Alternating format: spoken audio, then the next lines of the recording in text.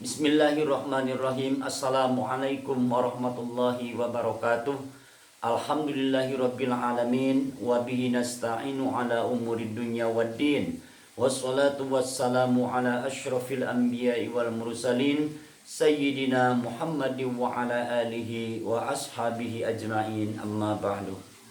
Saudara-saudaraku yang dirahmati Allah Subhanahu wa taala, alhamdulillah wa syukrulillah kita bisa berjumpa lagi dengan channel saya ini, dan saya selalu doakan semoga kalian semua tetap ada dalam sehat walafiat dan senantiasa bahagia selalu bersama keluarga tercinta. Amin ya Allah ya rabbal alamin. Saudara-saudaraku yang dirahmati Allah, sebelum saya melanjutkan bahasan kita yaitu tentang rukun sholat, saya ucapkan terima kasih kepada saudara-saudara yang telah mendukung channel saya ini, dan bagi saudara-saudara yang belum mendukung, jika berkenan dan merasa sajian yang saya sampaikan bermanfaat, mohon dukungannya dengan cara mensubscribe-nya. Dan sebelumnya saya haturkan terima kasih. Jazakumullahu ahsanal jaza, jazakumullahu khairan katsira. Semoga Allah Subhanahu wa taala membalas kebaikan kalian dengan balasan yang berlipat ganda. Saudara-saudaraku yang dirahmati Allah, baru 2 rukun salat yang telah kita bahas, yaitu yang pertama niat, yang kedua takbiratul ihram. Sekarang bagian yang ketiga, rukun sholat nomor ketiga, yaitu berdiri bagi orang yang mampu. Berdiri bagi orang yang mampu untuk berdiri, tidak sakit sehingga mampu untuk berdiri, maka wajib di dalam sholat fardu berdiri. Sehingga bagi orang yang mampu berdiri sementara melaksanakan sholat fardunya sambil duduk, maka itu sholatnya tidak sah. Saudara-saudaraku yang dirahmati Allah Subhanahu wa taala, ada di antara orang yang mampu berdiri tetapi dengan sebab-sebab tertentu diperbolehkan melaksanakan sholat dengan cara duduk. Sambil duduk diperbolehkan sholat sambil duduk, padahal mampu untuk berdiri. Seperti bagaimana? Pertama, untuk contohnya, seperti orang yang lagi di kendaraan, mau sholat tapi lagi di perjalanan, di kendaraan, di kapal laut atau kapal udara. Sehingga kalau dipaksakan sholat sambil berdiri, takut kepala pusing yang akhirnya mengganggu kepada kehusyuan. Sholatnya jadi tidak khusyuk. Itu diperbolehkan. Atau dengan pusing itu sehingga jadi jatuh tersungkur, itu diperbolehkan untuk melaksanakan sholat sambil duduk. Yang kedua, bagi penderita wasir.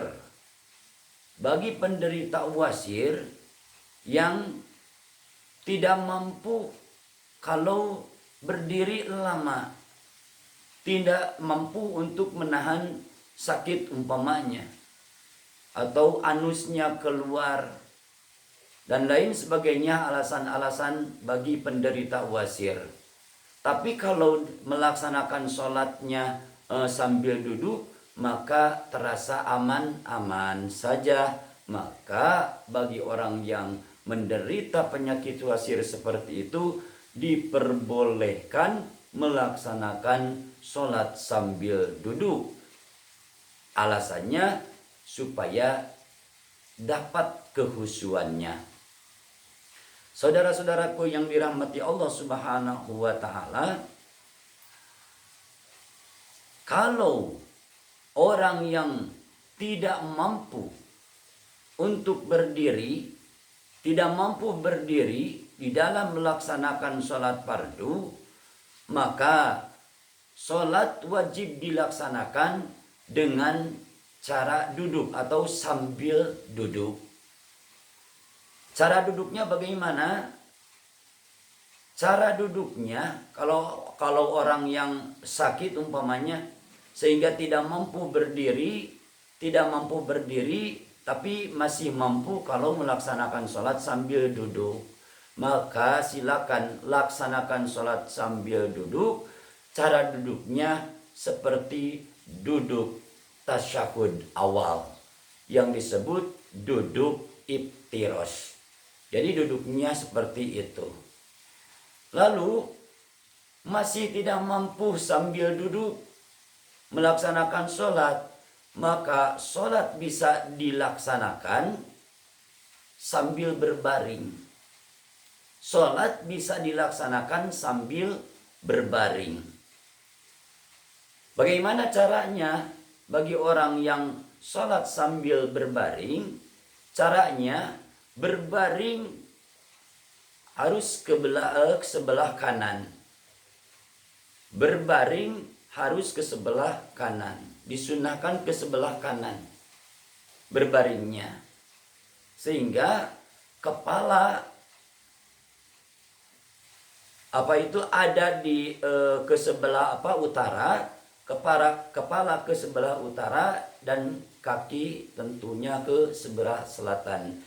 Seperti posisi mayit di dalam liang lahat. Jadi berbaring ke sebelah kanan dan wajah menghadap kiblat.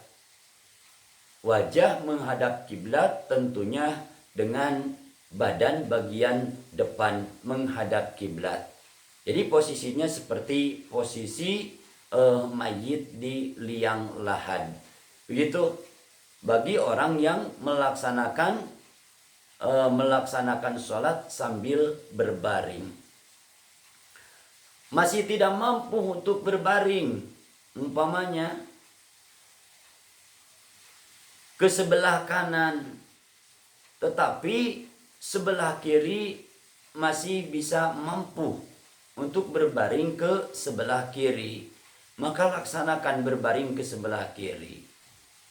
Kalau sebelah kanan mampu untuk berbaring ke sebelah kanan, sementara tidak berbaring ke sebelah kanan tapi malah berbaring ke sebelah kiri, itu hukumnya makruh. Karena sunnahnya berbaring ke sebelah kanan. Tapi kalau sebelah kanan ada yang sakit sehingga tidak mampu untuk berbaring ke sebelah kanan, maka bisa berbaring, tidak makruh berbaringnya ke sebelah kiri.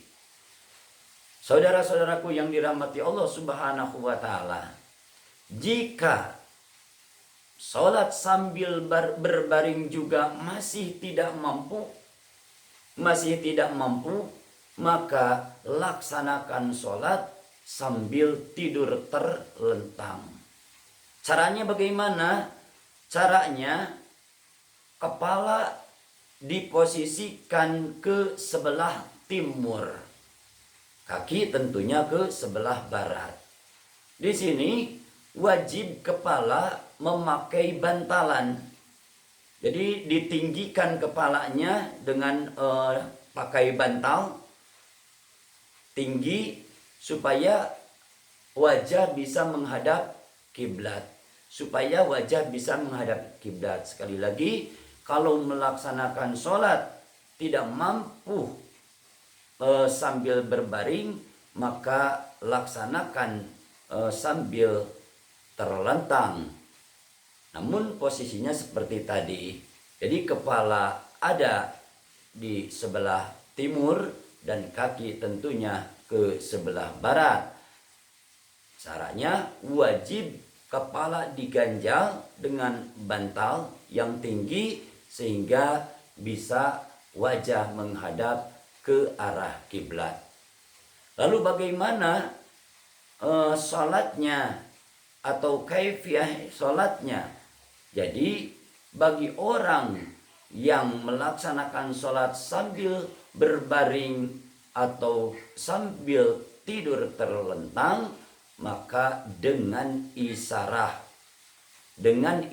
kepala. Jadi isarah kepala. Kalau sekarang bagian ruku, maka kepalanya ditundukkan sedikit. Lalu kalau bagian sujud, kepala ditundukkan lebih rendah daripada tunduk untuk isyarat ruku. Begitu caranya. Jadi sekali lagi, kalau sholatnya sambil berbaring atau sambil tidur terlentang, maka dengan isarah kepala. Kalau sudah tidak mampu menggerakkan kepala, menundukkan kepala, memberikan isyarat untuk ruku dan sujud, maka bisa dengan isyarat kedipan mata. Jadi ketika kita mau ruku, mata dikedipkan. Ketika mau sujud, mata dikedipkan lagi. Itu isyarat dengan kedipan mata. Bagi orang yang sudah sangat parah sakitnya, tetapi akalnya masih normal, akalnya masih sehat, maka laksanakan sholat dengan diberjalankan di dalam hati, dengan bayangan saja. Ini memberikan tanda bahwa sholat tidak harus ditinggalkan walau dalam keadaan sakit parah.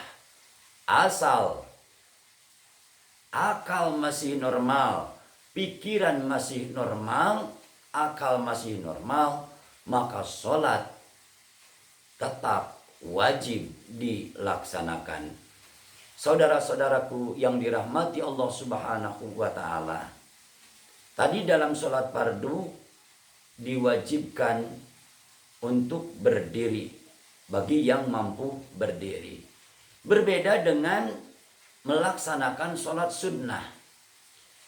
Melaksanakan sholat sunnah boleh dilaksanakan sambil duduk. Boleh dilaksanakan sambil duduk. Meskipun orang itu mampu untuk berdiri. Jadi boleh untuk melaksanakan sholat, malas nih kalau berdiri, mau dilaksanakan sambil duduk atau bahkan sambil berbaring, itu silahkan. Boleh, tetapi dikatakan pahalanya jelas dikurangi. Pahalanya jelas dikurangi. Jadi pahala melaksanakan sholat sunat bagi yang mampu untuk berdiri, tapi melaksanakan sholat sunnahnya sambil duduk, maka dikurangi setengah dari pahala yang dilaksanakan sambil berdiri.